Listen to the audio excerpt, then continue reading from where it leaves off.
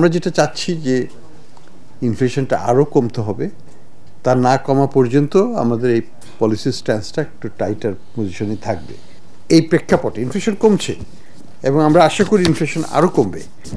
আমরা চাচ্ছি ইনফ্লেশনটাকে 3 থেকে 5-এর মধ্যে যদি আমরা আনতে পারি, হয়তো একটু সময় লাগবে, সেটা আমাদের লক্ষ্য।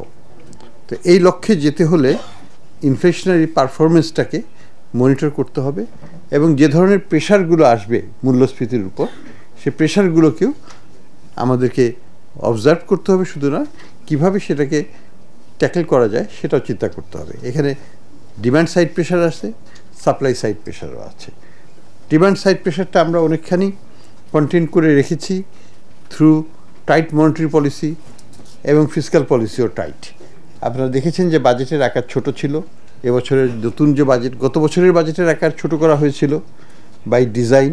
এক্সপেন্ডিচারকে মানে অনেক জায়গাতেই খরচকে মিতব্যয়ী করে জিনিসটাকে কমিয়ে আনা হয়েছে, ফিসক্যাল ডেফিসিটকে। আগামী বছরের বাজেটটা আরেকটু সংকুচিত করা হয়েছে, আরেকটু টাইটার স্ট্যান্সে রাখা হয়েছে। ঠিক একইভাবে আমাদের মনিটারি পলিসিটাও আমরা চাহিদার দিক থেকে সংকুচিত একটা স্ট্যান্সে আছে, সংকোচনমূলক একটা স্ট্যান্সে।